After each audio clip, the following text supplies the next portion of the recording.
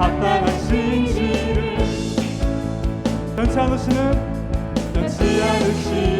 구원의 완성 신실하시고 진실하신 주 주님 같은 반석은 없도다 만세 반석 만세 반석 예수의 반석 만세 반석 예수의 반석 주님 같은 반석은 없도다 만세 반석 예수의 반석 만세 반석 예수의 반석 만세 반석 예수의 반석 주님 같은 반석은 없도다 함께 찬양하세 찬양하세 함께 소리 높여 찬양 드리세 찬양하세 찬양하세 함께 소리 높여 찬양 드리세 사막기에 찬양받기에 합당하신 주님 언제나 동일하신 주 무릎 꿇고서 주 이름 외치세 예수 나의 왕 예수 나의 왕 예수 나의 왕 다시 한번 찬양하세 찬양하세 왕께 소리 높여 찬양 드리세 찬양하세 찬양하세 찬양하세 왕께 소리 높여 찬양 드리세 찬양받기에 합당하신 주님 언제나 동일하신 주 무릎 꿇고서 주 이름 외치세 예수 나의 왕 예수 나의 왕 예수 나의 왕 아멘 예수 나의 왕 예수 나의 왕 예수 나의 왕 예수 나의 왕 아멘 사랑밖에 합당하신 주님 이 같은 영광의 박수로 드립시다 할렐루야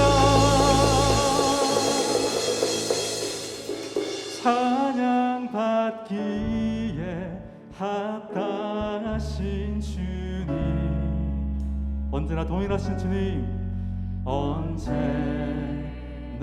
동일하신 주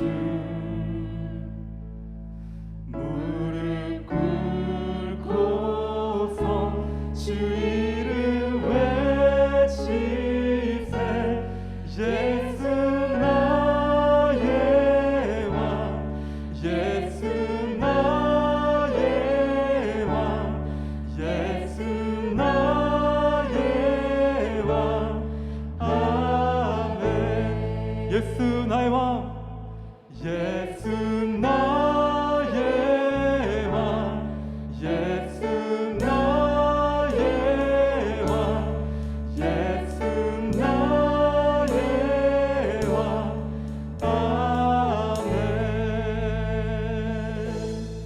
하나님 나라 임하소서 영광과 존귀 능력과 위엄 아멘 놀라운 사랑에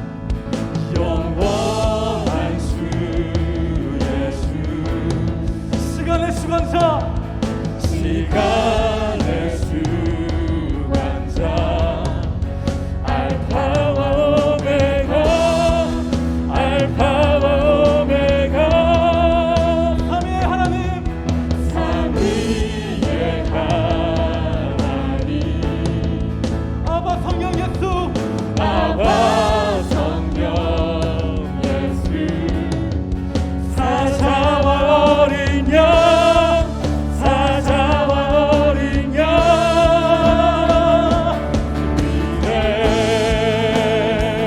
위대하신 주, 찬양의 위대하신 주, 모두 알게 되리라.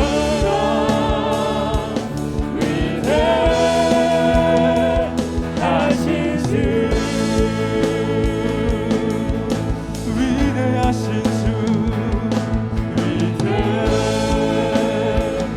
위대하신 주, 찬양의 위대하신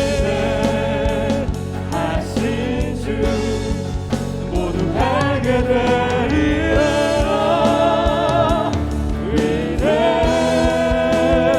위대하신 주, 다시 한번 선포하십시다. 모든 이를 뛰어나신, 모든 일 위에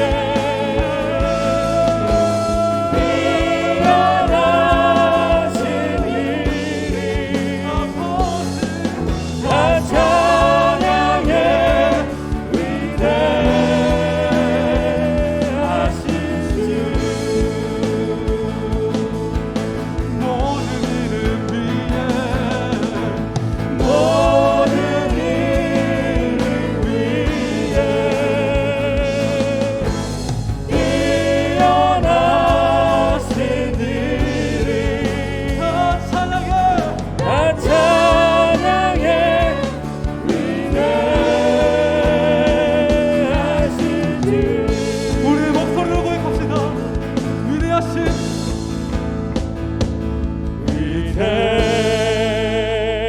위대하신 주, 찬양의 위대하신 주, 모두 알게 되리라.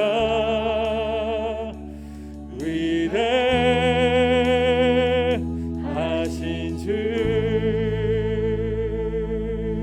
위대하신 주, 하신 주, 찬양의 위대하신 주, 모두 알게 되리라.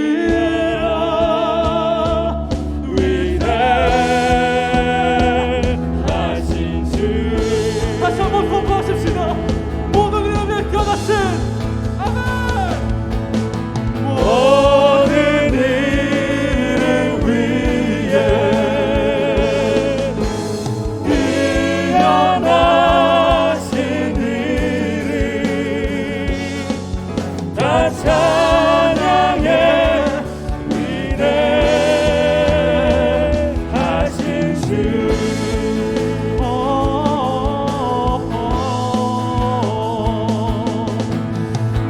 모든 이름 위에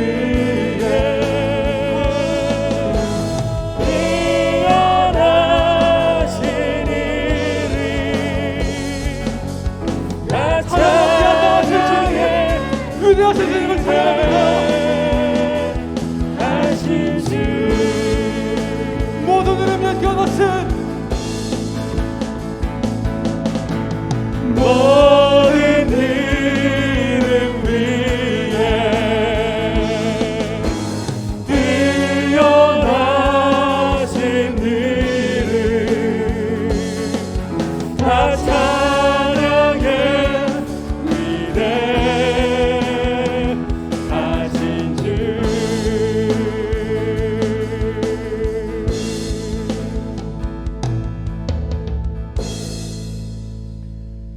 하나님 아버지, 오늘 우리의 마음과 우리의 정성과 우리의 힘을 다해 우리 예배 가운데 임재하셔서 우리 예배를 받으시기를 원하시는 하나님 아버지를 바라보며 우리 주 예수 그리스도의 크고 영화로우신 이름을 의지하여 예배하기를 간절히 원합니다.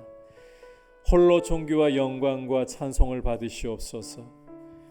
이 예배 가운데 우리를 만나 주셔서 우리의 영혼에 주님의 얼굴빛을 비추시고 우리의 영혼이 살아나도록 주님의 거룩한 음성을 듣고 우리가 믿음 가운데 주님의 거룩한 말씀에 믿음의 뿌리를 더욱더 깊이 내리도록 이 시간 이 예배 가운데 주님이 주인 되시고 주님이 모든 존귀와 영광을 받아 주시옵소서. 같이 합심해서 기도하겠습니다. 하나님 아버지 감사를 드립니다. 우리를 이 예배의 자리로 불러주셔서 오늘 주님 앞에 우리의 마음을 올려드리며 주님의 얼굴을 구하게 하여 주심을 감사합니다.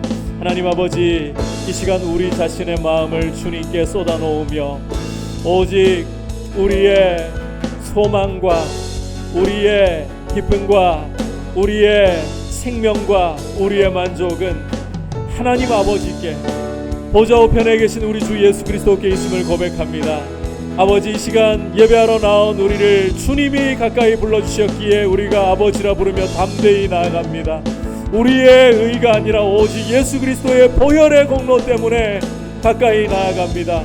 오늘도 우리를 주님의 그 피가 정결하게 하시고 부드러운 마음으로 겸손한 마음으로 의지하고 사모하는 마음으로 아버지를 바라보며 예배할 수 있도록 도와주시고 무엇보다도 주님 간구하고 원하오니 이 예배 가운데 주의 얼굴빛을 우리 마음에 비추어 주시고 주의 거룩한 음성을 들을 수 있도록 역사하여 주셔서 주님의 거룩하신 이름에만 존귀와 영광을 드리는 거룩한 예배자들로 우리를 빚어 주시옵소서.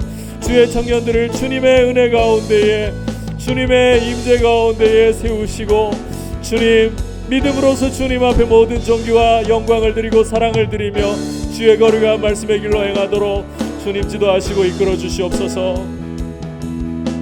위대하신 주,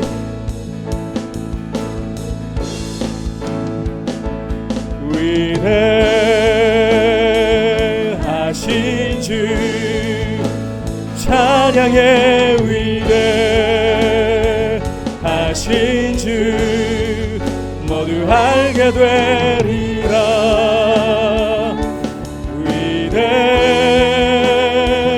위대하신 주, 위대하신 주,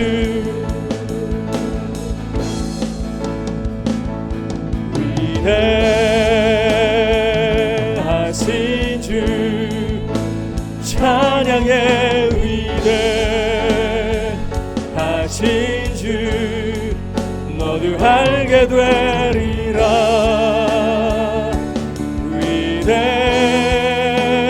위대하신 주, 모든 이름 위에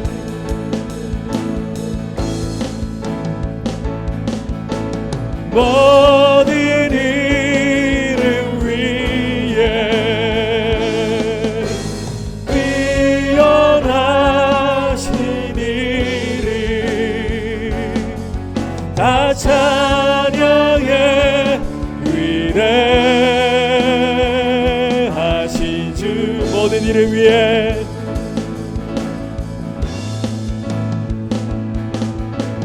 모든 이름 위에 뛰어나신 이름 다 찬양의 위대하신 주, 위대하신 주,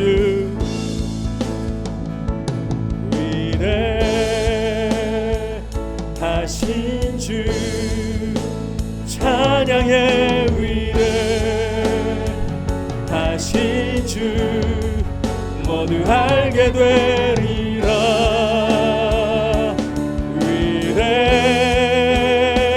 위대하신 주,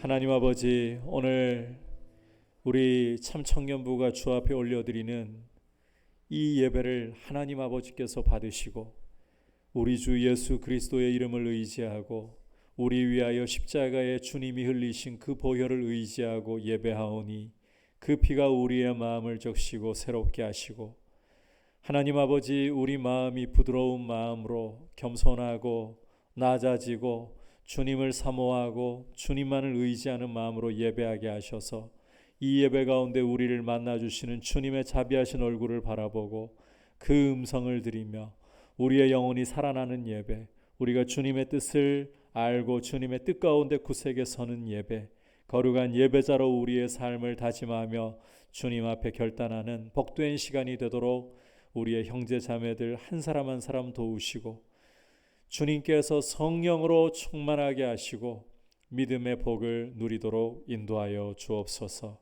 주님 앞에 귀한 예물을 올려드립니다.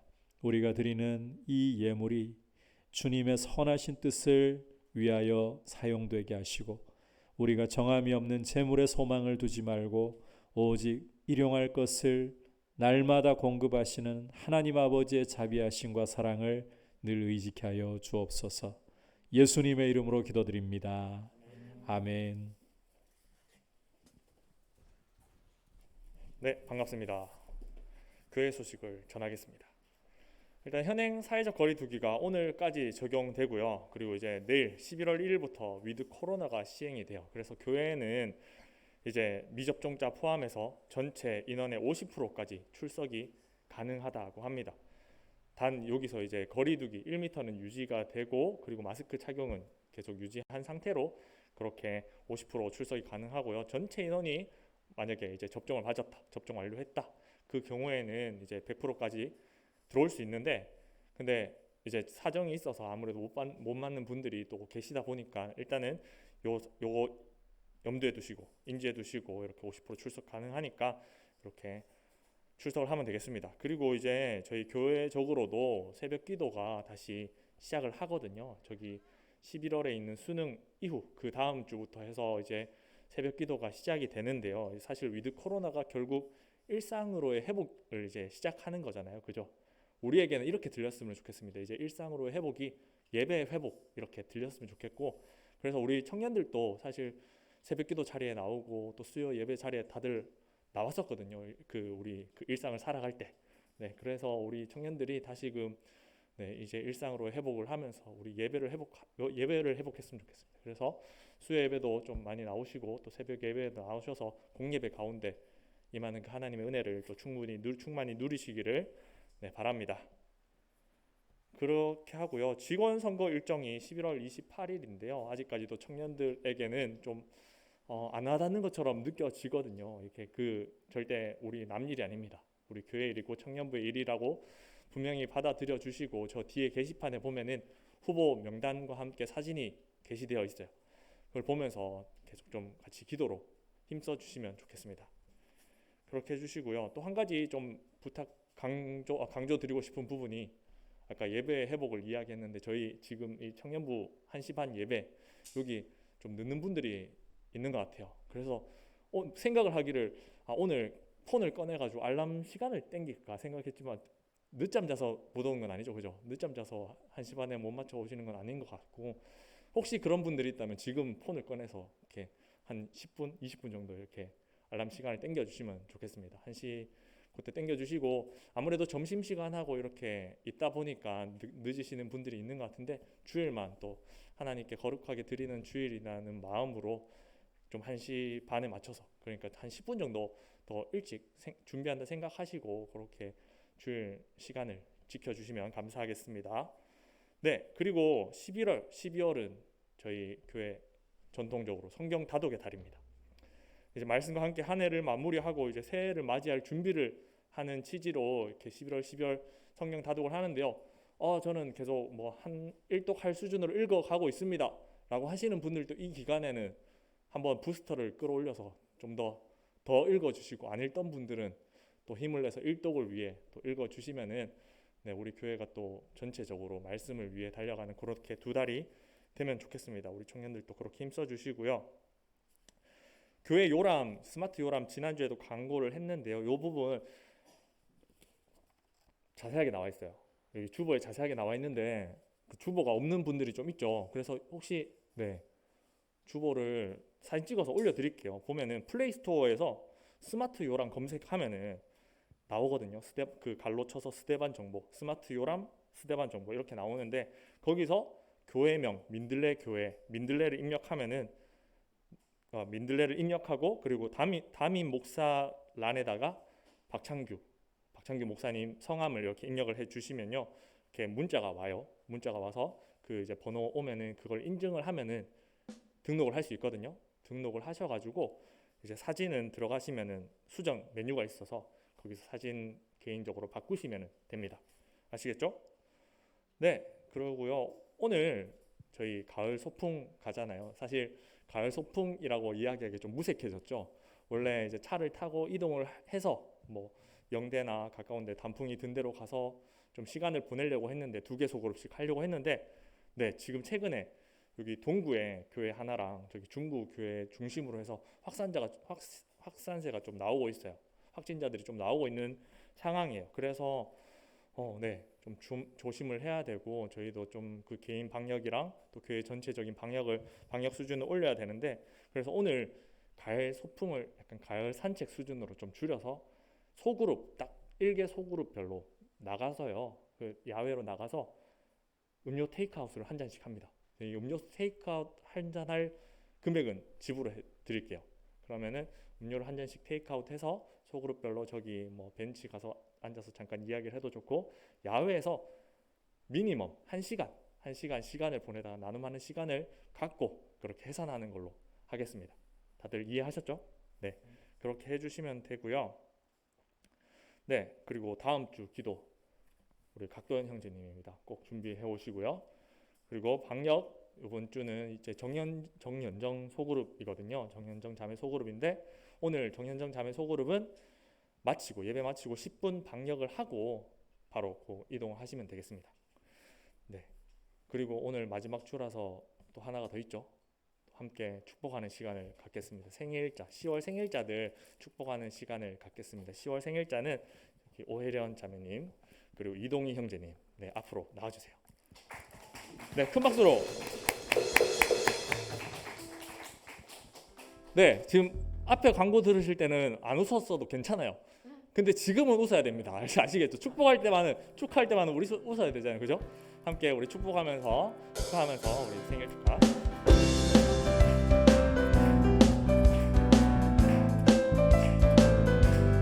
손을 뻗어서 축복합니다.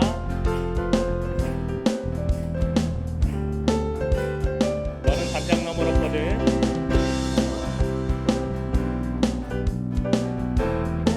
좀 불러주세요. 나는 널 위해 기도하며 내일을 축복할 거야. 너는 하나님의 선물, 다스려 하나님의 열매, 주의 품에 꽃피운 나무가 되어줘.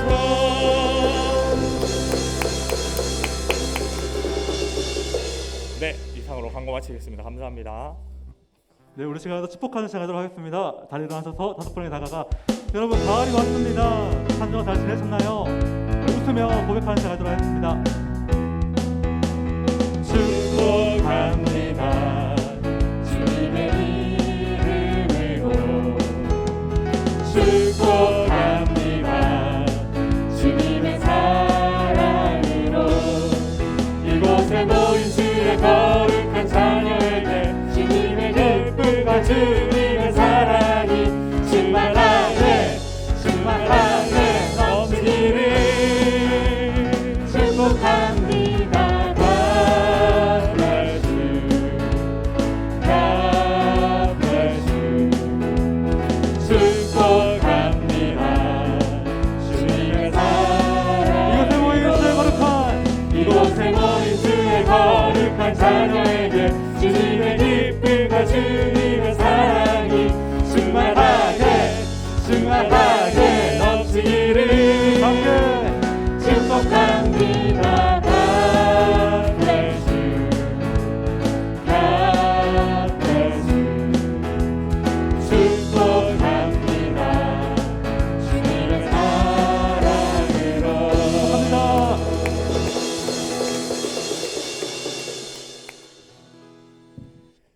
참고로 광고에 한 가지만을 좀 더 여러분들에게 더해서 설명을 드리자면, 오는 11월 28일은 이제 당회에서 의논하기는 이날에는 3부 예배를 하루 쉬고 우리 청년들도 2부 예배까지만 드리기 때문에 그렇게 참석을 해서 공동의회를 해야 합니다. 그날 지권선거 때는 공동의회를 해야 하기 때문에 여러분들이 또 50% 참석할 수 있는 여건이기 때문에 좀 일찍 11시 예배로 와서 그렇게 마치고 투표를 하고, 여러분께서 어떤 일꾼들이 세워지느냐에 따라서 청년부에 대한 부분에서도 또 물론 지금 그 후보자분들 중에 청년부에 대해서 뭐 안 밀어주실 분은 없다고 생각하지만, 또 여러분들을 밀어주고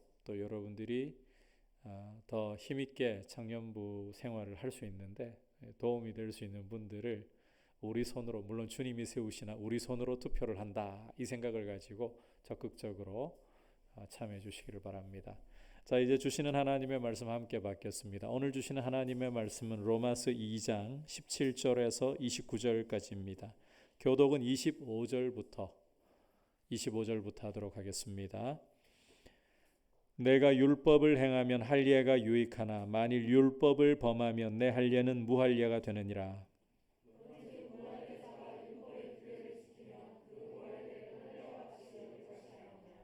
또한 본래 무할례자가 율법을 온전히 지키면 율법 조문과 할례를 가지고 율법을 범하는 너를 정죄하지 아니하겠느냐.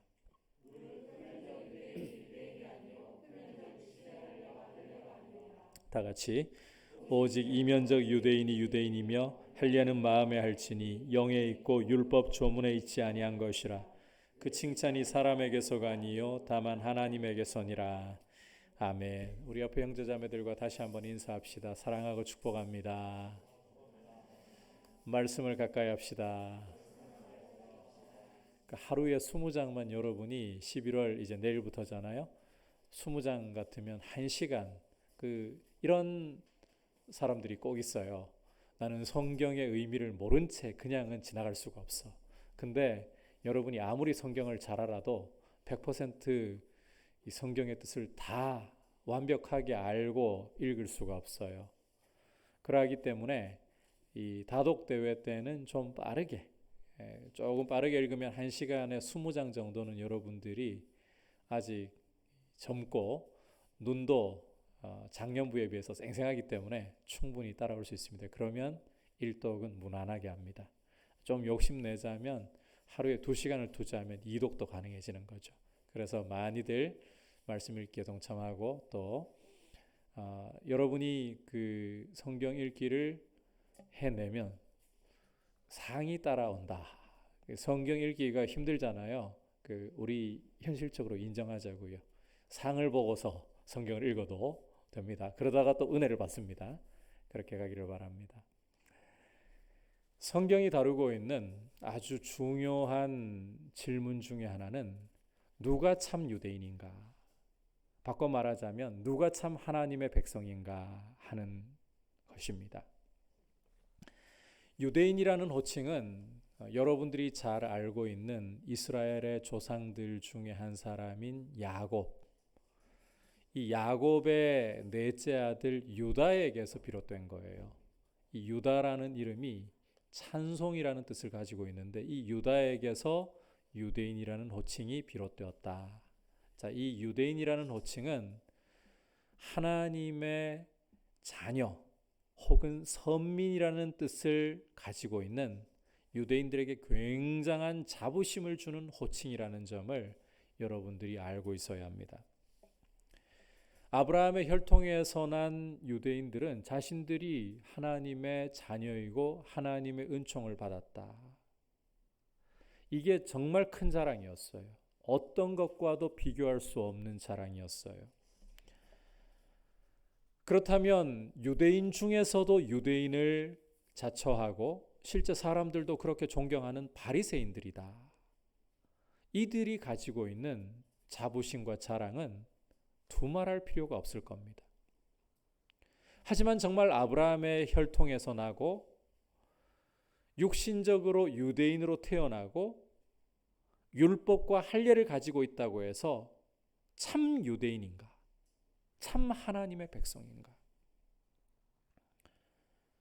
세례 요한이 요단강에서 회개의 세례를 베풀고 있을 때에 하루는 바리새인들이 이 사람에게, 세례 요한에게 나아왔습니다. 다른 사람들이 하는 것처럼 죄를 회개하고 세례를 받기 위한 것이 아니었어요. 오히려 이 요한의 이름이 사람들에게 점점 소문나면서 사람들이 몰려들고 사람들 속에 혹시 요한이 고대하고 기다려왔던 메시아가 아닐까, 이런 생각들이 올라오는 것을 보면서 경계의 눈초리를 가지고 요한을 조사하기 위해서 찾아온 것이었습니다.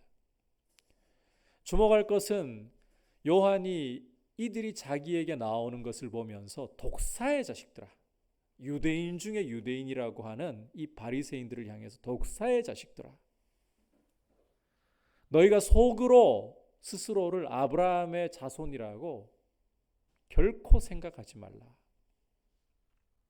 도끼가 나무 뿌리에 놓였으니 회개하지 않으면, 회개의 열매를 맺지 않으면 찍혀 불살라질 것이다.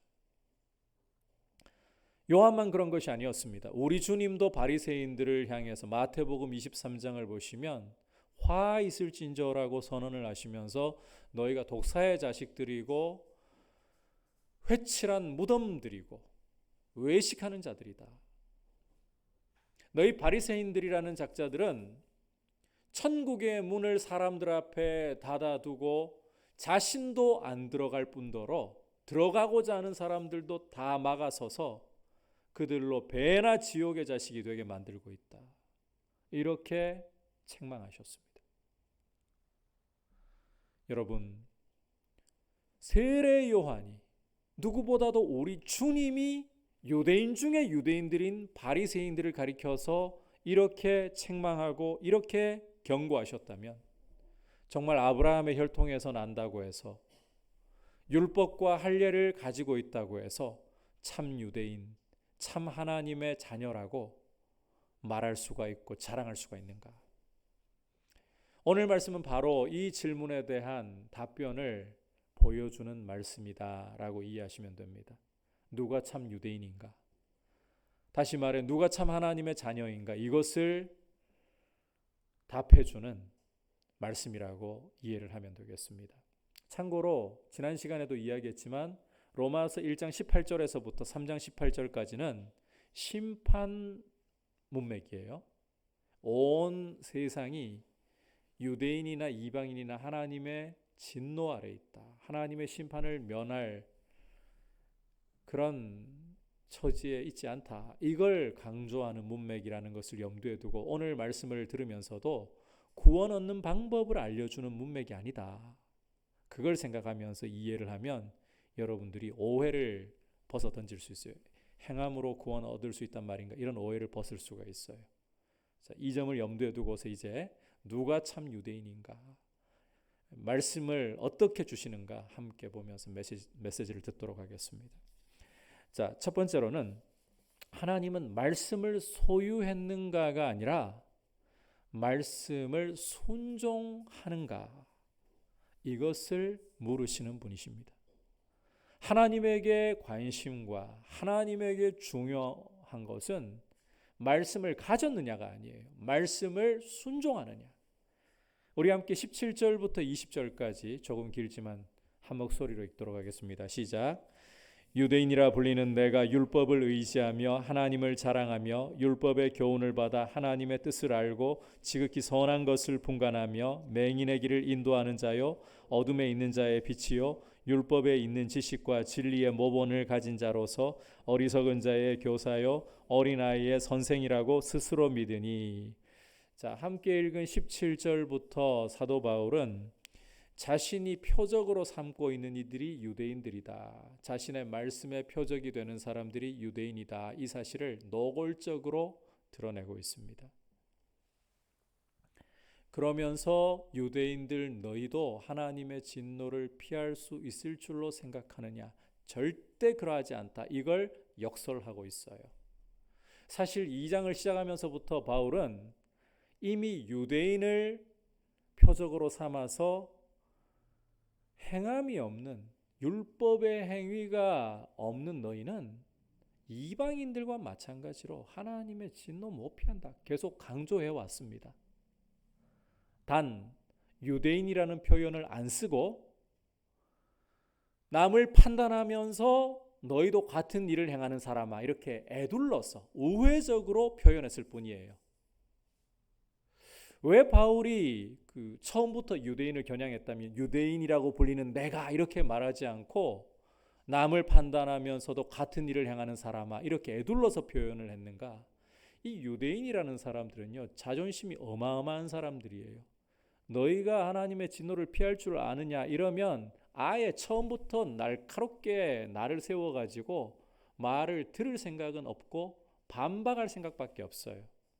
그러니까 바울로서는 이 말씀이 먹히게 하기 위해서 어떻게 해야 되겠습니까? 경계부터 풀어야 되는 거예요. 그러니까 유대인 이야기를 바로 들어가지 않고 남을 판단하면서 같은 일을 행하는 사람아, 제3자 이야기하는 것처럼 그렇게 유대인들의 경계를 풀어놓고, 하지만 유대인들이 동의할 수밖에 없는 이야기를 먼저 하는 겁니다. 하나님은 외모로 사람 취하시는 분이 아니라 행위를 따라서 판단하시고 심판하신다. 이건 유대인들이 반박할 수가 없어요. 왜? 그들이 자랑하고 있는 율법이 그렇게 말씀하고 있으니까. 그러니까 유대인들은 자기 이야기들 하는 것도 아니고, 성경은 사람을 하나님이 판단하실 때 행위를 따라 하신다. 그렇지. 그럴 수밖에 없는 거죠. 당연하지. 동의하잖아요. 바울은 이 동의를 딱 보고서 그러면서, 그런데 너희는 왜 행위를 하나님께 드리지 않느냐? 율법의 행위를 드리지 않느냐? 그러니 너희는 심판을 면할 길이 없다. 코너로 몰아버리는 거예요. 유대인들 스스로의 말로서 자승자박하도록 만들어버리는 거예요. 그리고는 이제 오늘 말씀 17절을 보시면 이렇게 피할 수 없도록 코너로 모은 다음에 스스로 결박하게 만든 다음에 유대인이라 불리는 내가 이제 직격탄을 날리는 겁니다. 자, 그렇다면 이제 바울이 유대인들에게 그 모습을 어떻게 직격탄을 날리는가? 자, 17절부터 다시 보시면 바울은 유대인들이 율법을 가지고 있다는 사실을 자랑하고 하나님을 자랑하며 이 율법의 교훈을 받아서 하나님의 뜻을 알고 지극히 선한 것을 분별한다. 이걸 자랑한다라고 지적을 하고 있죠. 특히 유대인 너희는 율법을 알기 때문에 자신을 인도자이고 빛이고 교사이고 선생이라고 높이면서 율법이 없는 이방인들에 대해서는 맹인이고 어둠에 있는 자이고 어리석은 자이고 어린아이라고 완전히 깔아뭉개버린다. 이렇게 지적을 하고 있어요. 이게 너희 유대인들의 모습이다. 이건 뭐 유대인들이 더 이상 변명할 수 없는 자기들의 모습이잖아요, 실제. 자, 간단히 요약하자면 유대인들은 아브라함의 혈통에서 난 자신들은 한껏 하나님 자녀라고 은총받은 자라고 높이면서 그렇지 않은 이방인들에 대해서는 완전히 무지랭이고 완전히 하나님의 은총과 상관이 없는 그런 형편없는 사람들이라고 짓밟아버리고 있는 거예요. 이게 유대인의 모습이에요. 자, 그렇다면 이렇게 자부심이 큰, 자존심이 강한 유대인들이 정말 행실에서는 똑바로 올바로 보이고 있는가? 전혀 그렇지 않다라고 바울은 지적하고 있습니다. 우리 함께 말씀을 통해서 유대인들의 실제 행실, 그들의 자랑만큼 따라갈 수 있는가? 제대로 한번 살펴보도록 하죠. 21절부터 24절까지 읽어보겠습니다. 시작. 그러면 다른 사람을 가르치는 내가 내 자신은 가르치지 아니하느냐? 도둑질하지 말라 선포하는 내가 도둑질하느냐? 간음하지 말라 말하는 내가 간음하느냐? 우상을 가증히 여기는 내가 신전 물건을 도둑질하느냐? 율법을 자랑하는 내가 율법을 범함으로 하나님을 욕되게 하느냐? 기록된 바와 같이 하나님의 이름이 너희 때문에 이방인 중에서도 모독을 받는도다. 자, 함께 읽은 말씀을 보시면 유대인들은 율법을 가지고 있다. 율법을 우리가 들어서 잘 알고 있다. 이걸 그렇게 자랑하는데 여기서 더 앞으로는 나아가지 않았다는 거예요. 간단히 말하자면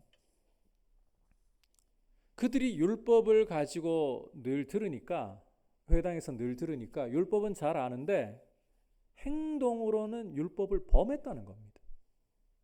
율법을 안 지켰다는 거예요.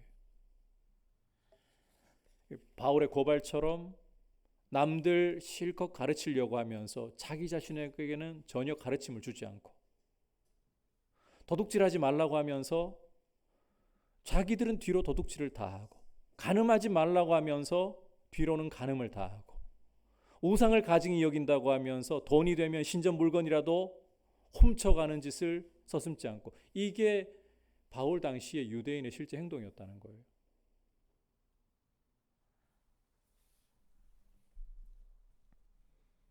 이게 유대인의 실체라는 겁니다.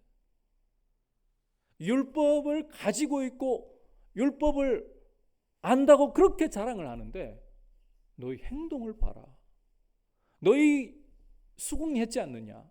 하나님 행위대로 판단하시는 분이라고 수긍하고 인정했지 않느냐? 외모를 보시지 않고. 그 하나님 앞에서 너희가 자랑하는 그 자랑대로 정말 행위가 있느냐? 너희 행위가 이러하지 않느냐? 여러분, 이런 행함이 없는, 율법과 상관없는 행위의 모습은 어떤 심각한 문제를 초래하느냐 하면 하나님의 이름을 욕되게 하는 짓을 가져온다는 거예요.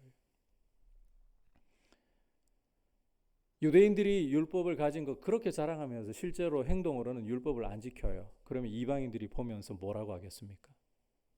조롱하지 않을까요? 욕하지 않을까요? 여러분, 우리 한국 교회가 성경을 가지고 하나님의 진리를 가지고 자랑하잖아요, 실제. 세상은 거짓 가운데, 마귀의 지배 아래서 거짓 가운데 있지만 우리는 하나님의 말씀을 가지고 있고 진리를 가지고 있다고 우리 자랑하고 자부심을 가지고 있잖아요. 아, 그런가요? 우리 진리를 가지고 있는 거 아닙니까? 그 자부심이 있잖아요. 그런데 성경대로 안 살아요. 성경의 가르침과는 완전히 엉뚱한 방향으로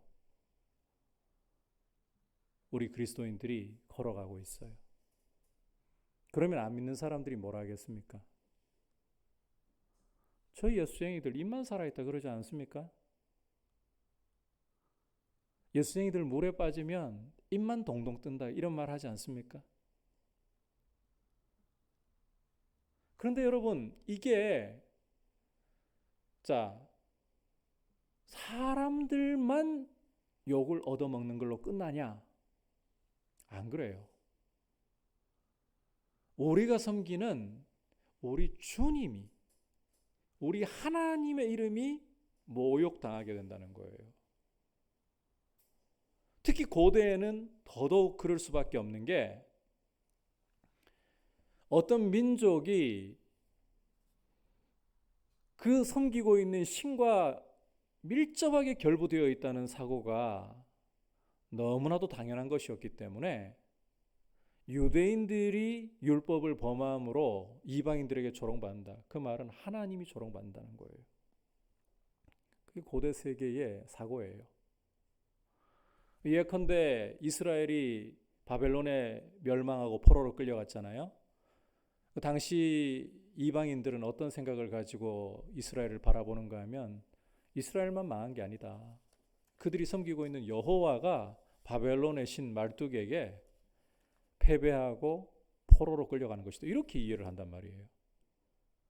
그러니까 유대인이라고 칭하면서 하나님의 율법을 자랑하면서 정작 율법대로 살지 않고 온갖 부도덕한 행실을 다 저지르고 있으면 이방인들이 볼 때에 저것들은 율법을 가지고 있다고 하면서 율법대로는 안 살고 욕을 하고 조롱을 하는데 자동으로 누구를 욕하는 겁니까? 하나님을 욕하는 거예요. 하나님의 이름을 모독하게 되는 거예요. 이걸 우리 피부에 좀 와닿게 말하자면 믿는 집안에서 태어나가지고 주일이면 어김없이 예배당에 와서 꼬박꼬박 예배를 드리면서 말씀을 듣고 있고 교회에서 봉사도 하고 있고 친구들 주변에 만나는 사람들 보면 전부 예수 잘 믿는 사람들이고 담배도 하지 않고 술도 하지 않고 이상한 짓들을 하지 않고 이렇게 살아가면 하나님의 자녀이고 하나님의 은총을 자동으로 받는 줄로 생각하는데 그게 아니라는 겁니다. 하나님은 그렇게 깨끗해 보이고 교회 생활 반듯하게 해 보이는 그런 외관에 관심이 있으신 것이 아니고 말씀을 순종하느냐 여기에 관심이 있으시다는 거예요. 여러분 우리가 주일날 이렇게 예배당에 와가지고 예배를 드리는 모습만으로는 진짜 예배를 드린다고 할 수가 없어요. 봉사를 한다고 해서 그것이 정말 하나님을 기쁘시게 하는 것인가? 그거 장담할 수가 없는 거예요. 여러분들이 술, 담배 안 한다고 해서 나는 좀 특별한 청년이야. 그렇게 말할 수가 없는 거예요. 그건 종교 생활로도 가능한 거예요. 하나님은 우리의 종교 생활, 우리의 껍데기에 관심이 있으신 것이 아니라 하나님의 말씀에 순종하느냐 여기에 관심을 두고 여기에 우리의 모습을 판단하시는 기준으로 삼으신다는 겁니다. 오해 없이 들으시기를 바랍니다. 여러분 주일날 이렇게 예배 드리러 온 이 자체를 하나님 앞에서 여러분들이 은총 받고 있는 것으로 생각하지 마세요. 여러분들이 함께 모여서 찬송하고 있다고 그 자체를 하나님이 기뻐하시고 받으신다고 그렇게 단정하지 마세요. 우리 예배에 화려한 음악이 흐르고 우리가 드리는 이 예배가 정말 물 흐르듯이 매끄럽게 순서가 흘러가고 또 여러분들이 말씀을 들으면서 말씀이 귀에 쏙쏙 꽂히고 이 마음에도 꽂혀가지고 와 말씀 좋다 설령 이렇게 간다 할지라도 그런 것 자체로 하나님은 우리를 은총을 받은 자라고 보시는 게 아니라는 거예요. 하나님의 말씀 앞에 어떻게 서 있고 말씀을 순종하느냐 이걸로 보신다는 겁니다. 여러분 오늘 교회의 문제는 바로 여기 있습니다. 우리 한국 교회가 지금 이 코로나를 지나면서 급속도로 추락은 이미 이전부터 했던 것이고 꼰두박질 쳐버렸던 진흙 속에 완전히 처박혀버린 이런 이유에는 다른 문제가 아닌 말씀에 순종하는 것. 다른 문제 아니에요, 여러분. 하나님 말씀 앞에 우리 그리스도인들이 순종하고 있는가? 말씀에 순종하지 않는 목회자, 말씀에 순종하지 않는 중직자, 말씀에 순종하지 않는 그리스도인 때문에 우리 한국교회는 완전히 진창 속에 처박혀버렸고 교회만 욕먹으면 다행인데 사람들은 하나님이 우리 주 예수님이 그 이름을 두신 교회 때문에 우리 때문에 욕을 먹게 되시는 이런 일을 하나님이 당하시는 겁니다. 문제는 말씀에 순종하는 거예요. 참 여러분들에게 이런 이야기를 하는 게 저는 3부 예배 때는 이 이야기를 좀 피해갈까 고민도 제 나름대로 했습니다만은 여러분들도 이제 성인들이고 알 건 좀 알아야 될 것 같아서 이 이야기는 잠깐 좀 들려드리고 싶어요. 최근에 저는 굉장히 좀 마음에 실망을 크게 한 사건이 한 가지가 있었습니다. 할 수 있다면 내가 위임 목사인 것을 좀 걷어내버리고 물릴 수 있다면 물리고 싶다. 할 수 있다면 우리 총회 좀 탈퇴하고 싶다. 이런 고민까지.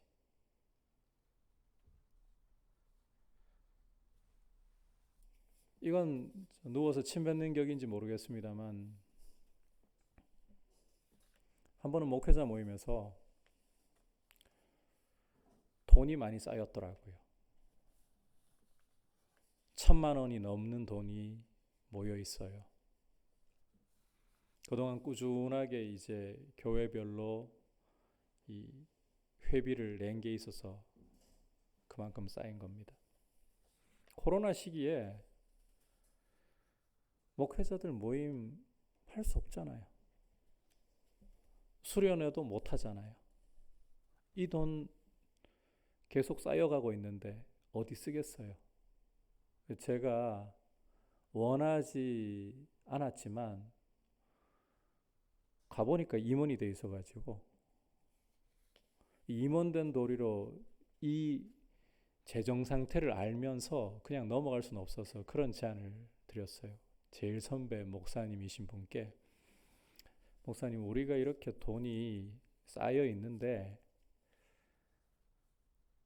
앞으로도 우리가 당분간 모임을 하기도 어렵고 다른 행사를 진행하기도 어렵고 어려운 교회를 좀 지원하면 어떻겠습니까? 여러분 생각에 이게 이상한 질문인가요? 그런데 제가 들었던 질문은 그건 그런 용도가 아니고 해외 수련회를 위해서 건들 수 없는 돈이다. 말이 좋아가지고 수련회죠. 해외 놀러 가자는 겁니다. 그러시면서 이런 이야기를 덧붙이시더라고요. 그리고 우리 이 자리에 있는 목회자들이 그 부분을 동의한다 치자. 장로들이 그거 허락할 줄 아나? 물어나 봤나요?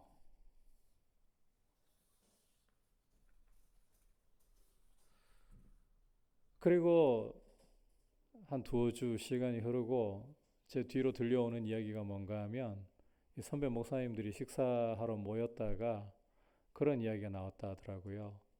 젊은 목사들끼리 만나가지고 따로 이야기를 하고 박 목사가 대표로 전달을 한 건가? 이건 해외 수련회를 위해 가지고 모아놓은 돈인데 젊은 사람들이 그거에 대해서 반발을 하고 그 돈을 그렇게 쓰자고 의견을 모았던 거를 박 목사가 전달한 건가? 그날 이제 제 옆에 좀 개척하신 지 오래 안 되셨고 어려움을 겪는 목사님 한 분 계셨어요. 그분이 저한테 그날따라 시시콜콜한 말씀 되게 많이 하셨어요.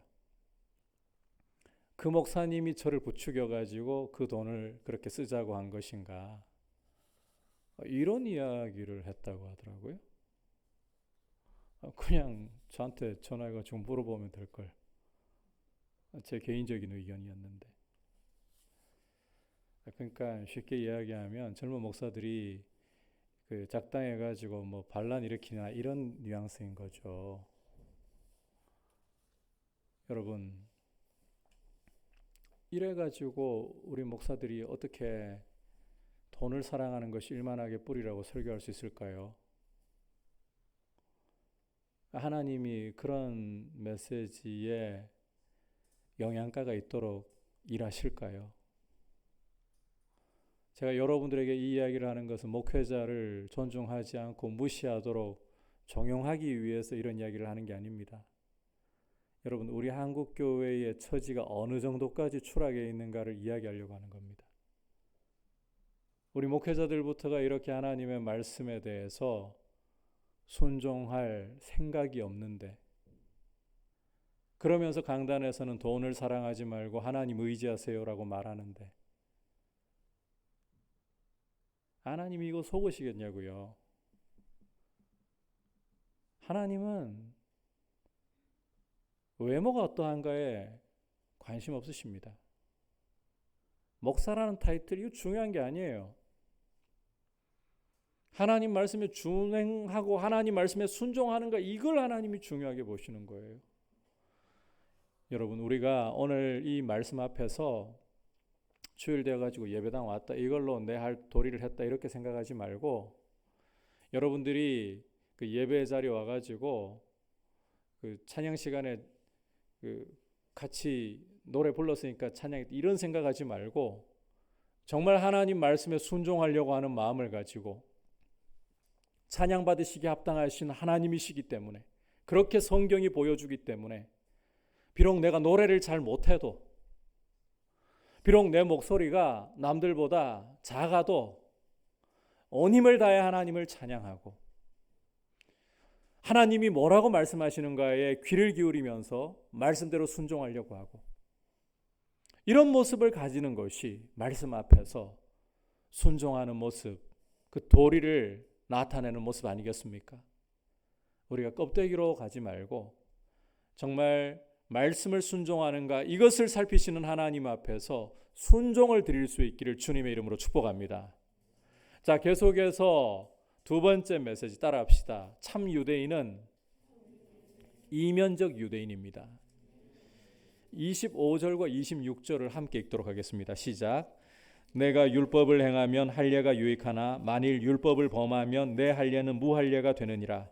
그런즉 무할례자가 율법의 규례를 지키면 그 무할례를 할례와 같이 여길 것이 아니냐.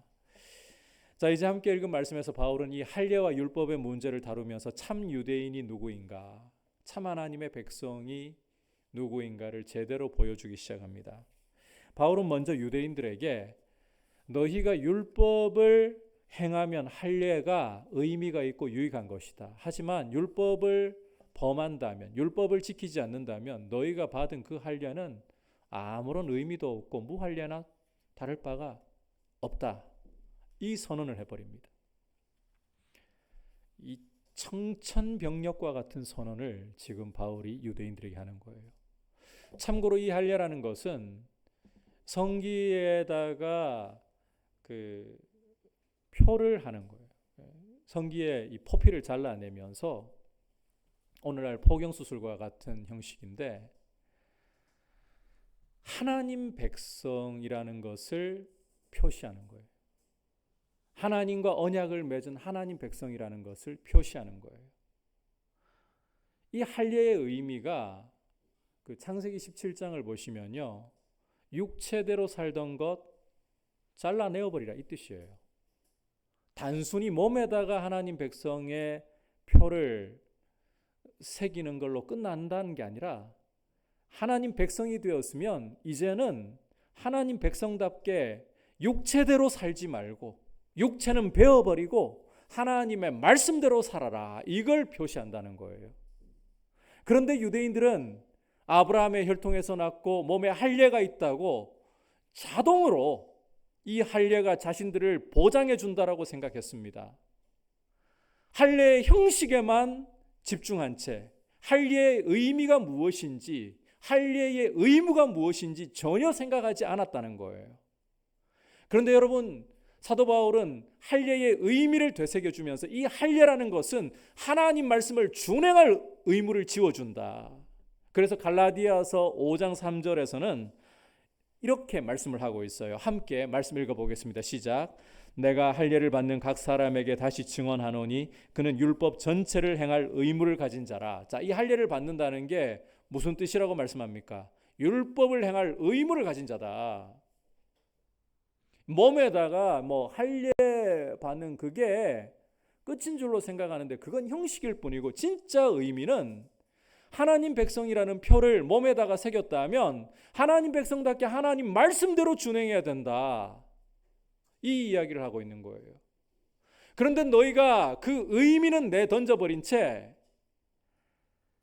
할례만을 자랑하고 율법을 전혀 지키지 않는다. 그러면 그것은 할례가 아니라 형식만 할례일 뿐이지 할례가 아니라 무할례와 똑같다. 할례라는 게 육체를 베어버리고 하나님 말씀을 따라간다는 것인데, 그렇게 의무를 생각하지 않는다면 너희의 할 일은 그냥 포피 잘라낸 게 다다.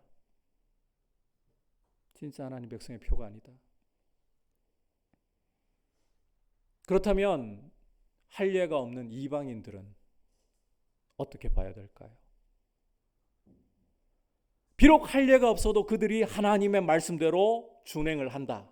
율법을 지킨다.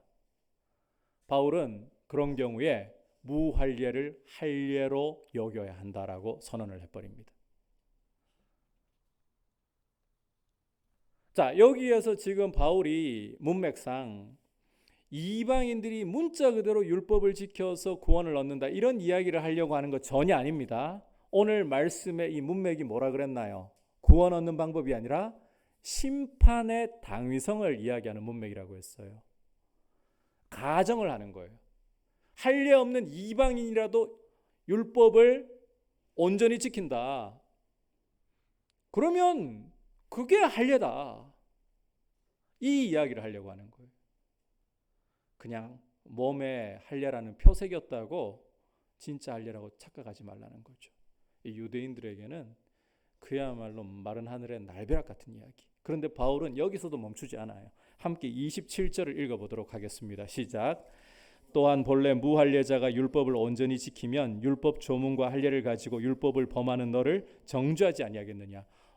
진짜 이거는 경악을 금치 못할 이야기예요. 이방인이라 할지라도 그 할례 없는 사람들은 이방인을 가리키거든요. 이방인일지라도 하나님의 말씀대로 율법대로 온전히 지켜낸다. 물론 이게 가정이라고 했죠. 실제로 그럴 수 있다는 게 아니라 그러면 율법 가지고 있고 할례 받은 너희이지만 율법을 안 지키는 너희를 정죄하는 게 옳지 않겠느냐 이렇게 말해버리는 거예요. 이방인이 이스라엘을 정죄한다. 유대인을 정죄한다. 원래 누가 누구를 정죄했습니까? 유대인이 이방인 정죄하죠. 그게 상식이에요. 유대인들한테는 그게 당연한 거예요. 완전히 뒤엎어버리는 거죠. 이러니까 유대인들이 바울을 자꾸 죽이려고 했다라는 것을 우리가 사도행전을 통해서 알 수가 있는 겁니다.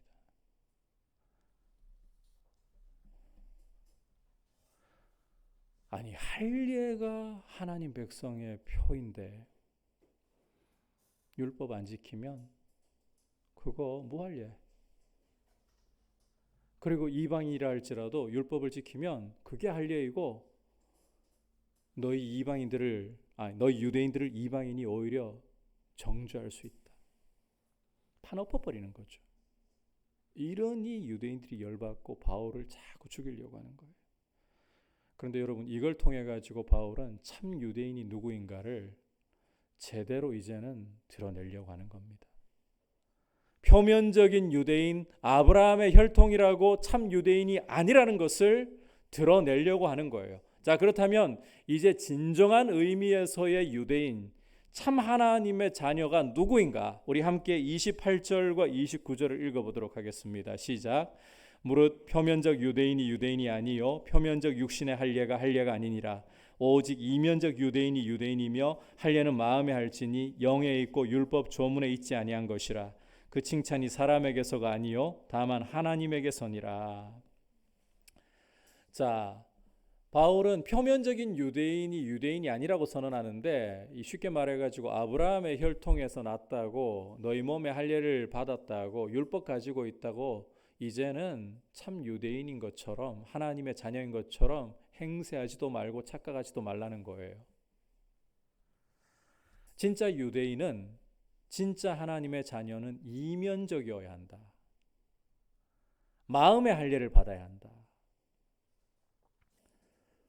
자, 지금 이 이야기가 그 유대인들 듣기에는 바울이 새롭게 고안해낸 사상 아닐까 이런 오해도 불러 일으킬 수 있을 것 같아요. 바울 저작자가 자기 나름대로의 생각을 잘 이렇게 갈고 다듬어 가지고 우리한테 지금 이런 헛소리를 짓거리고 있는 것 아닌가 이런 생각을 유대인들이 할 수도 있을 것 같아요. 그런데 여러분 유대인들이 그렇게 자랑하는 구약 성경 첫 번째 책인 창세기에서부터 바울의 말을 지지합니다.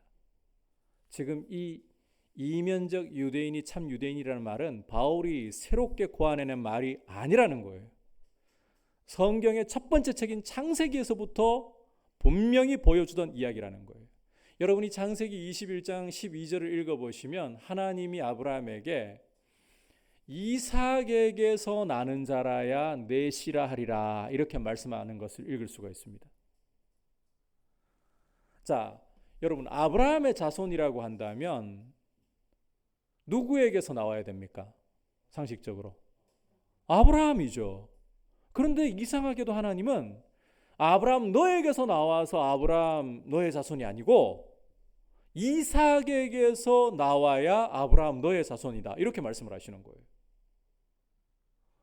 아니 이삭이 도대체 어떤 사람이기에 이삭에게서 나야 아브라함의 자손이 되는 건가요? 그렇다면 이삭의 피를 물려받기만 하면 된다는 말인가요? 이 질문도 던져봐야 되는 거예요. 자, 여러분 이삭이라는 사람은 그 어머니 사라가 태가 죽어버렸던 여인이었습니다. 어떤 방법으로도 어떤 인간적인 수단으로도 아이를 낳을 수가 없는 말라버린 여인이었어요. 그런데 이 태가 말라서 죽어버렸던 여인을 그 태를 살아나게 하고 이삭을 출산하게 한 것이 무엇인가요? 하나님의 약속의 말씀입니다.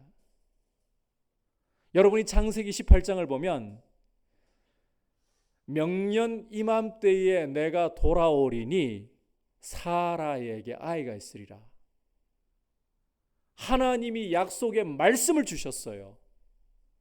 이 말씀이 죽어있던 사라의 태를 살리고 이 약속대로 이삭이 태어난 거예요. 그래서 이삭이라는 사람은 하나님의 말씀을 따라 난 사람. 이해하죠? 이제 그냥 자 이삭이 아브라함의 아들 이런 생각으로 단순히 볼 게 아니라 하나님의 약속을 따라 난 말씀을 따라 난 사람 이렇게 이해를 해야 된다는 거예요. 이삭을. 그러니까 이삭에게서 나는 자라는 말은 이삭의 혈통이라는 말도 아닙니다. 하나님의 말씀을 따라 난 사람 이런 뜻이라는 거예요. 여러분 이제 이해가 됐죠? 자, 그 증거를 여러분에게 조금 더 구체적으로 설명해 볼게요. 자, 아브라함의 자손은 이삭에게서 나는 자, 다시 말해서 말씀을 따라 나는 자예요. 자, 그러면 아브라함의 혈통이 아브라함의 후손이 아니라는 거 당장 아브라함의 아들들을 통해 증명이 돼요. 아브라함에게 나중에 뭐 그두라를 통해 가지고 후처를 통해 가지고 아들들이 더 태어났지만 대표적인 아들은 둘입니다. 이스마엘과 이삭이에요. 자, 둘 다 아브라함의 피를 물려받았어요. 그런데 아브라함의 자손으로 하나님의 언약이 흘러가는 사람 누구입니까? 둘 다 똑같이 아브라함의 피를 물려받았는데 이삭입니다. 이건 핏줄로 하는 거 아니라는 말이죠. 자, 그 다음 이삭에게서 두 사람이 태어나죠. 에서와 야곱이 태어납니다. 누구에게로 하나님의 언약이 흘러가는가요? 야곱. 이 야곱이 어떤 사람인가요? 모태에서부터 큰 자가 어린 자를 섬기리라. 하나님의 말씀이 임한 사람이에요. 말씀을 따라가는 사람인 거예요. 그러니까 이삭의 혈통도 아니라는 거예요. 이삭처럼 하나님의 말씀을 따라 난 사람이 아브라함의 자손이라는 거예요. 우리 주 예수 그리스도께서 십자가에 죽으시고 부활하시고 승천하셔서 하늘 보좌 우편에서 우리의 영원한 중보자가 되시고 장차 오셔서 세상을 심판하실 심판주가 되신다는 이 복음을 듣고서 이 복음의 말씀을 믿고서 예수님을 의지하고 그분을 따르는 사람들이 이삭에게서 나는 자, 아브라함의 자손, 하나님의 자녀라는 거예요. 이 부분은 나중에 로마서 9장에서 또 다룰 거예요. 그래서 이제 우리가 요한복음 1장 12절과 13절을 보면 이런 말씀을 하고 있는 것입니다. 함께 읽어보겠습니다. 시작. 영접하는 자 곧 그 이름을 믿는 자들에게는 하나님의 자녀가 되는 권세를 주셨으니 이는 혈통으로나 육정으로나 사람의 뜻으로 나지 아니하고 오직 하나님께로부터 난 자들이니라. 자, 참 유대인은 혈통으로 나는 거 아닙니다. 육정으로 사람의 뜻으로 나는 게 아닙니다. 그러니까 여러분들에게 다시 한번 강조할게요. 믿는 부모님에게서 나서 어려서부터, 아니 심지어 뱃속에서부터 여러분이 예배당에 출석했습니까? 예배를 드렸습니까? 그런다고 자동으로 그리스도인 되는 거 아니라는 겁니다. 여러분들이 예배당 문턱을 넘어서 예배 자리에 와서 앉아 있고 찬양 시간에 제가 일부러 표현을 이렇게 좀 쓰는 거예요. 노래를 잘한다고 해서 말씀 듣는 시간에 저하고 눈 마주칠까 봐 눈에 힘주고 졸지도 않고 말씀을 잘 듣는다고 해서 그 자체로 참 유대인, 참 하나님의 자녀임을 보장할 수가 없다는 거예요.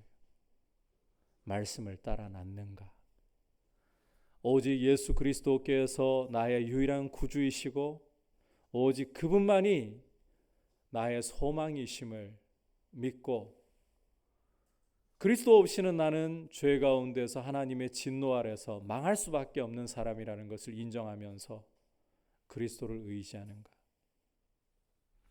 그게 하나님 자녀의 표지입니다. 그게 성령으로 마음의 할례를 받는 것입니다. 여러분, 절대로 우리 그리스도인들은 육체를 자랑하려고 하면 안 돼요. 육체를 자랑하고 하나님의 말씀대로 순종하지 않으면 우리가 앞서 유대인들에게 보았듯이 그것은 하나님의 이름에 먹칠을 하고 하나님 이름을 욕되게 하는 길밖에 안 되는 것입니다. 우리의 육체를 자랑하지 말고 이삭처럼 하나님의 말씀을 따라 나고 이제 성령으로 마음의 할례를 받았다면 우리의 자랑은 하나님의 말씀을 순종하려고 몸부림치는 데 있는 거예요. 저는 여러분들에게 한 가지 오해를 좀 씻어내고 싶은 게 있어요. 여러분은 평안이 뭐라고 생각합니까? 예수님을 믿으면 우리 삶에 어김없이 나타나야 하는 중요한 특징 중에 하나가 평강입니다. 이 평강이 여러분은 뭐라고 생각합니까? 평강에 대해서, 기쁨에 대해서 우리 그리스도인들조차 오해를 굉장히 많이 하고 있는 경우가 비일비재합니다. 여러분은 평강이라는 게 마음속에 아무런 동요도 없는 것이라고 생각합니까? 불행한 감정이 전혀 안 느껴지는 것이라고 생각합니까? 여러분의 마음이 염려가 아예 없는 것이라고 생각합니까? 그걸 평강이고 그걸 기쁨이라고 생각한다면 우리는 전혀 성경적이지 않은 평강론을 가지고 있는 거예요. 여러분, 성경이 말씀하는 평강은 어떠한 형편 속에서도 전장 한가운데에서도 여전히 하나님을 바라볼 수 있는 눈이에요. 내 감정이 소용돌이치고 염려가 나를 엄습할 때에도 여전히 하나님을 바라볼 수 있는 이게 평강의 모습이에요. 오직 하나님에게서만 나의 안식이 있고 나의 피난처가 있고 나의 삶의 생명이 있습니다. 그게 평강인 거예요. 여러분의 감정이 조용하고 여러분의 감정이 안정되어 있고 그게 평강이 아니에요. 소용돌이치는 감정 속에서도 온갖 삶을 뒤흔드는 사건들 속에서도 내 마음이 주님만을 의지하려고 주님만을 붙들고 있는 것. 주님이 나의 진정한 안식이십니다. 울면서도 어금니를 악물면서도 그렇게 주님을 바라보려고 하는 것. 이게 평강이 지배하고 있는 사람의 모습인 거예요. 우리는 굉장히 착각 속에 빠질 때가 많아요. 내 감정이 고요할 때, 내 몸이 요동이 없을 때, 이게 평안이지 아닙니다. 이 땅을 살아가면서 여러분들의 몸과 마음은 쇠약하고 쇠잔하며 언제든지 환경에 의해서 염려가 스며들어서 고통이 올 수 있습니다. 감정이 소용돌이칠 수 있습니다. 진정한 평강은 그런 속에서도 내 눈이 하나님을 향하고 있는가, 거기에서 발견하는 거예요. 만약 여러분들이 말씀대로 순종하지 않고 죄를 짓는데 감정이 아무 동요가 없이 고요해요. 내 주변의 상황도 평안해요. 그럼 그거 평안이라고 하실 거예요? 그건 평안이 아니에요. 그런데 우리가 얼마나 이 평안에 대한 착각을 가지고 살고 있는가. 그래서 여러분, 평안에 대한 개념을, 기쁨에 대한 개념을 좀 바꿔야 돼요. 성경은 우리의 감정, 우리의 상태를 평강과 결부지어서 말씀하지 않고 그런 상황에서도 어떤 거라고요? 내 눈이 하나님을 바라보며 하나님을 의지하느냐. 여러분의 감정이 극심한 고통 속에서 짓눌리고 있어도 그 속에서 주님이라고 부르고 주님 도와주세요라고 하고 주님을 신뢰하고 있다면 감정을 뛰어넘는 평강이 여러분 지배하고 있다는 거 기억하셔야 돼요. 그런 평강을 가진 사람들은 결국 승리합니다. 말씀의 승리를 보는 거예요. 그렇게 가기를 바랍니다. 그래서 여러분, 오늘 말씀에서 이제 결론에 해당하는 부분이에요. 이걸 기억합시다. 우리가 잘 살아서 말씀대로 완벽하게 살 수 있어서 하나님을 기쁘시게 하는 거 절대 아닙니다. 주님 다시 오시기까지 우리 몸에는 죄가 남아있고 우리는 아무리 몸부림쳐도 아무리 깨끗하게 우리 죄를 회개하고 주님 앞에 성령을 구하고 충만해도 또 죄가 올라옵니다. 그래서 완벽하게 말씀을 다 100% 이행할 수가 없어요. 그럴지라도 하나님 앞에서 말씀대로 순종하겠다는 결단과 넘어졌을 때는 십자가 붙들고 회개하면서 또 일어서서 비록 내 걸음 미약하지만 이 말씀의 길로 가겠습니다. 내 걸음 붙잡아 주십시오. 주님의 도우심을 구하며 걸어가는 것이 중요합니다. 그럴 때 주님이 여러분들의 걸음을 통해서 영광을 받으시고 주님이 일하시면서 주님의 이름에 영광이 돌아갈 줄로 믿습니다. 그렇지 않고 우리 외모를 자랑하려고 하고 우리 육체를 따라가려고 할 때에 아무리 여러분들이 깨끗하게 사는 것처럼 보이고 자랑 삼아 사는 것처럼 보여도 하나님께는 욕이 돌아갑니다. 그 점을 기억하고 우리가 말씀에 순종하는, 마음의 할례를 받았다면 말씀에 순종하는 길로 고민하면서 이 길을 걸어가기 위해 몸부림치면서 주님의 도우심을 구하는 그런 모습으로 한 걸음 한 걸음 내딛기를 주님의 이름으로 축복합니다. 오늘 여러분과 함께 누가 참 유대인인가, 누가 참 하나님의 자녀인가, 이 질문에 대한 말씀을 들었습니다. 여러분, 하나님의 관심은 말씀을 가지고 있느냐, 쉽게 말해서 주일날 예배당에 와가지고 말씀 듣고 예배 드리는 형식을 가지고 있느냐, 그걸로 하나님의 관심을 보이시는 게 절대 아닙니다. 말씀을 준행하느냐, 순종하느냐. 그리고 진정한 유대인, 참 하나님의 자녀는 표면적인 게 아니라 이면적인 것, 다시 말해서 예수 그리스도를 믿고 성령으로 마음의 할례를 받은 것입니다. 이런 사람은 말씀대로 가야 되는 거예요. 질문을 계속 던지십시오.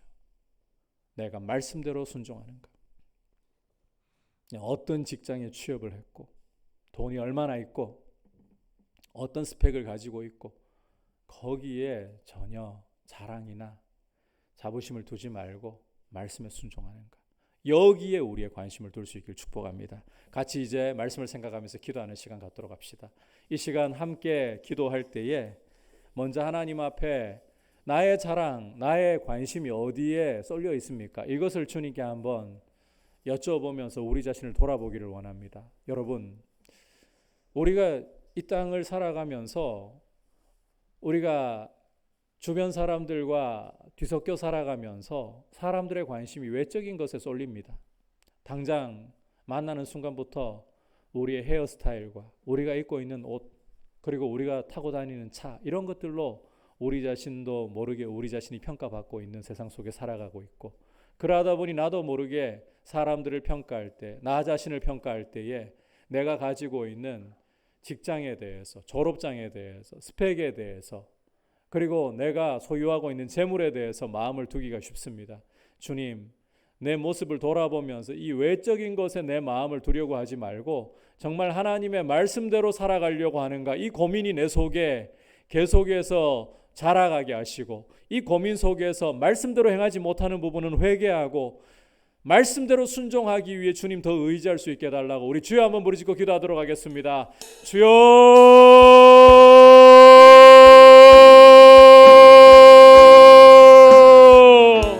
하나님 아버지, 오늘 말씀을 통해서 하나님께서는 우리의 외모에 대해서 전혀 관심이 없으시다는 사실을 보았습니다.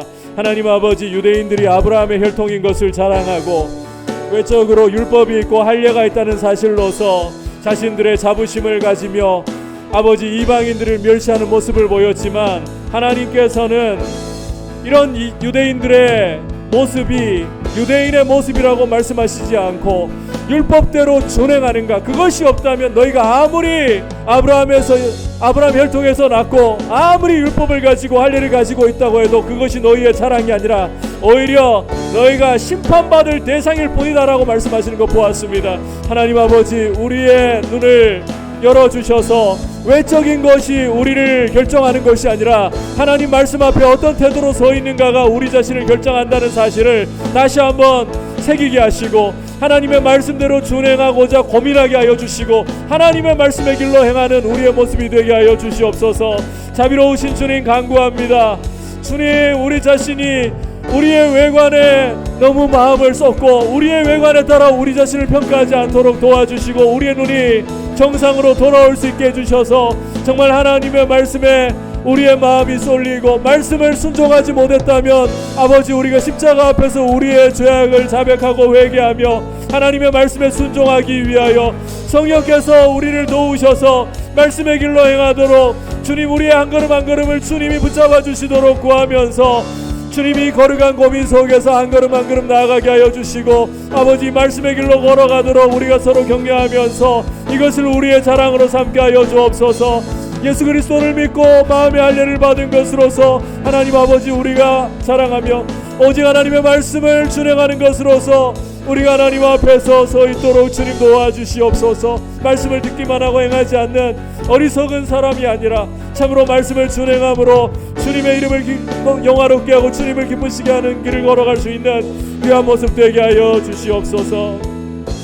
계속해서 기도할 때에 우리가 이제 성경 다독의 달을 내일부터 맞이하고 또 동시에 위드 코로나를 맞이합니다. 위드 코로나를 맞이하면서 단계적으로 일상이 회복되어가는 이런 상황 속에서 말씀보다는 사실 우리 마음이 그동안 제대로 하지 못했던 것들을 더 자유롭게 하고자 하는 이런 마음이 더 일어나기 쉬울 수 있습니다.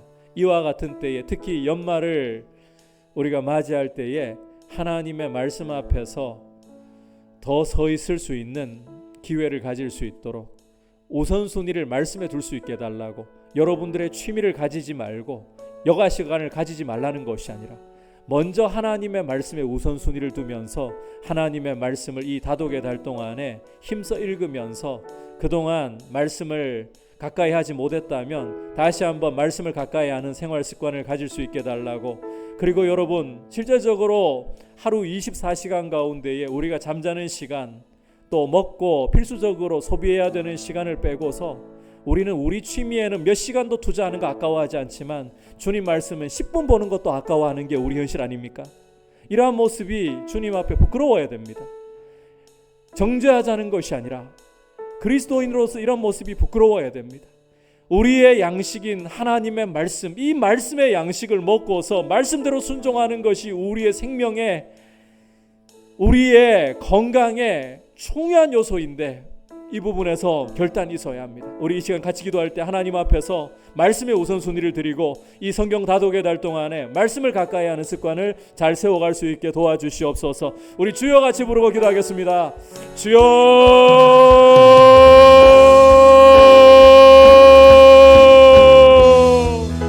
하나님 아버지, 우리의 모습을 돌아보면서 이 시간 우리가 하나님 앞에서 직면하기 싫을지라도 우리의 삶의 패턴을 직면하고 우리의 삶의 패턴을 조정할 수 있기를 원합니다.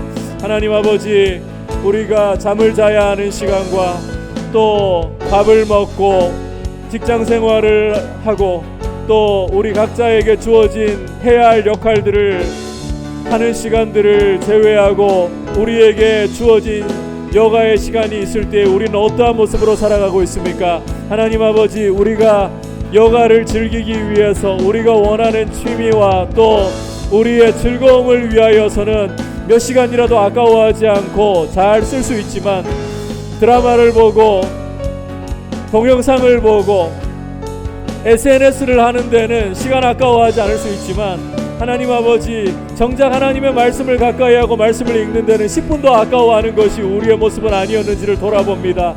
이제 성경 다독의 달을 맞이하여서 하나님 아버지, 우리의 삶의 패턴을 주님의 말씀에 우선순위를 드리는 대로 조정할 수 있도록 다시 한번 결단하고 말씀을 가까이 하기를 원합니다. 하나님의 말씀이야말로 진정한 나의 양식이고 나의 생명임을 고백합니다. 이 말씀을 먹는 일에 게으르지 않게 하여 주시고 하나님의 말씀에 우선순위를 드리고 하나님 아버지 앞에서 시간을 잘 관리하며 우리에게 또 주어진 여가들을 잘 누릴 수 있도록 주님께서 인도하여 주셔서 균형 있는 신앙생활을 할 수 있도록 주님 도와주시옵소서. 주의 은혜 가운데 강건할 수 있도록 우리의 삶의 패턴을 가져가게 하여 주시옵소서.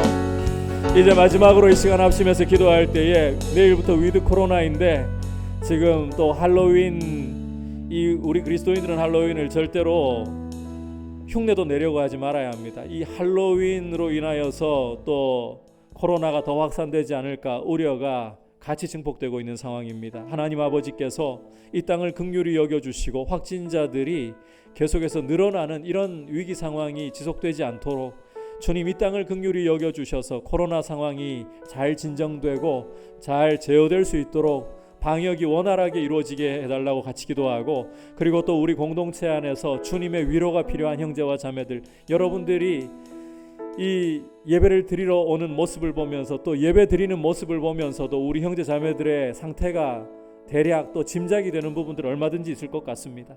우리 형제 자매들을 생각하면서 주님 믿음 가운데에서 굳세게 일어서고 정말 주님을 만나고 주님을 아는 기쁨이 우리 형제 자매들에게 충만하게 해달라고, 특히 우리의 기도가 간절히 필요한 보이지 않는 형제들 주님 앞에 올려드리면서 이 시간 자기를 위해서 기도하지 말고 우리 다른 형제들을 위해서 주님 앞에 같이 간구하도록 하겠습니다. 주여 부르고 기도하겠습니다. 주여.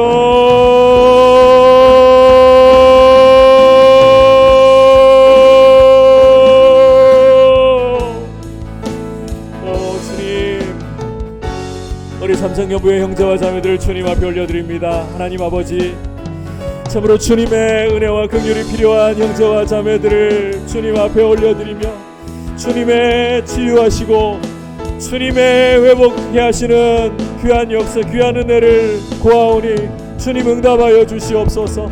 주님 마음이 낙심되고 믿음이 무너지고 주님 허탈하고 괴로운 심정 가운데에서 주님 그 마음의 이 허망함을 채우기 위해서 주님 다른 육체의 쾌락과 또 온갖 여러 가지 허탈한 것들로 우리 마음을 채우려고 하는 모습들, 주님 이와 같은 고통 속에서 신음하고 있는 우리 형제와 자매들 주님께서 치료하여 주시고 주님께서 일으켜 주시고 믿음으로 설 수 있도록 은혜를 베풀어 주시옵소서. 우리 참 청년부가 주님을 사랑하고 주님을 경외하면서 참 예배자들이 되고 참 거룩한 말씀 위에 서 있는 하나님의 사람들로 설 수 있도록 주님 돌보아 주시옵소서. 서로를 돌아보면서 서로를 믿음으로 밀어주고 격려하고 이끌어주면서 함께 주 안에서 아름답게 세워져가는 복된 삶을 살아갈 수 있도록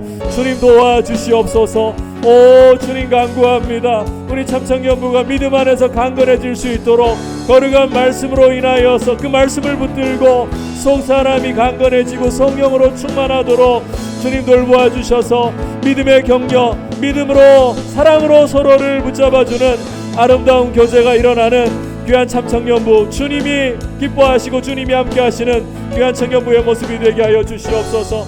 우리 형제와 자매들을 세우시옵소서. 한 사람 한 사람 세우시옵소서. 또 함께 더불어 갈 수 있는 귀한 모습으로 세워져 가게 하여 주시옵소서. 자리에서 일어나서 고백합시다. 위대하신 주,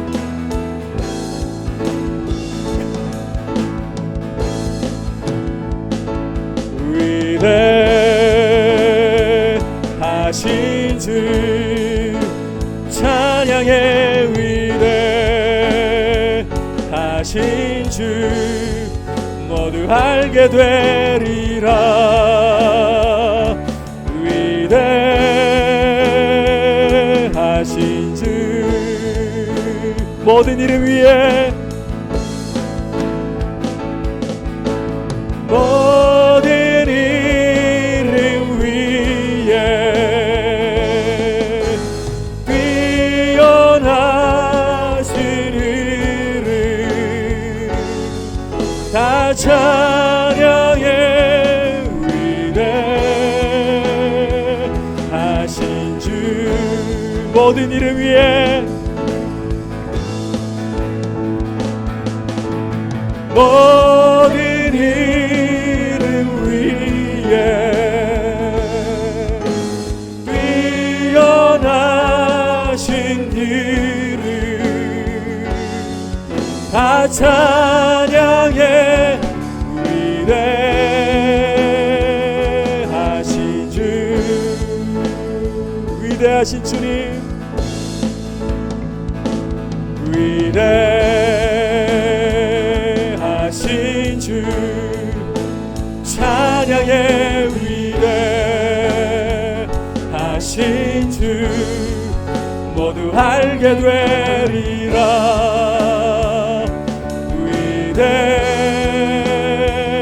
위대하신 주, 위대하신 주,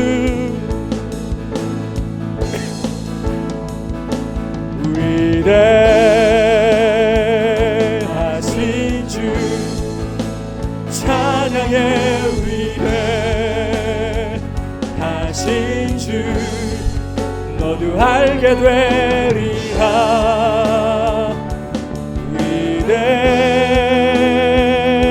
위대하신 주.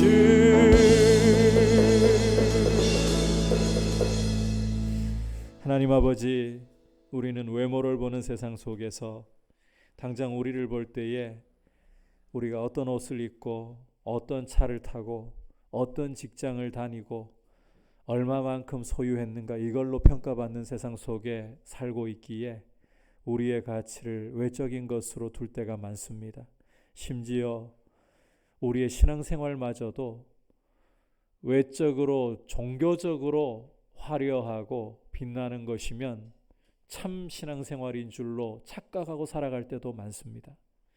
그러나 주님께서는 우리의 이런 외적인 모습, 외적인 종교생활을 보시는 것이 아니라 말씀 앞에 순종하는가를 보고 계십니다. 예수 그리스도의 복음을 믿고 성령으로 마음의 할례를 받아 말씀의 길로 걸어가려고 말씀 때문에 몸부림치고 회개하고 신음하면서 말씀대로 살아가려고 하는지, 때로는 말씀에 순종하는 것이 너무 힘들어서 도망갈 수도 없이 주님 앞에 차라리 내가 예수를 안 믿었더라면 이 고민은 안 했을 텐데, 예수 믿어서 말씀대로 살아가야 되는데 이게 너무 고통스럽습니다. 이런 신음을 하는 것을 주님은 우리에게서 원하고 계십니다. 주님, 허울을 벗어버리고 말씀을 붙들고 고민하게 하시고 우리 힘으로 안 되기에 기도하고 회개하게 하시고 성령님 의지하게 하시고 이 길을 걸어가므로 우리가 잘나서가 아니라, 우리가 할 수가 있어서가 아니라 우리를 통해 주님 일하심으로 주님의 이름에 영광이 돌아가게 하여 주옵소서. 우리 주 예수 그리스도의 크신 은혜와 하나님 아버지의 지극하신 사랑과 성령 하나님의 감화감동 충만하게 하시는 은혜의 역사가 껍데기가 아닌 말씀에 순종하는가를 보시고 참 하나님의 자녀, 참 유대인인가를 보시는 하나님 앞에 말씀대로 순종하기를 간절히 원하는 모든 주의 백성들을 위해, 열방을 섬기시는 선교사님들을 위해 이제부터 영원토록 함께 계시기를 간절히 축원하옵나이다. 아멘.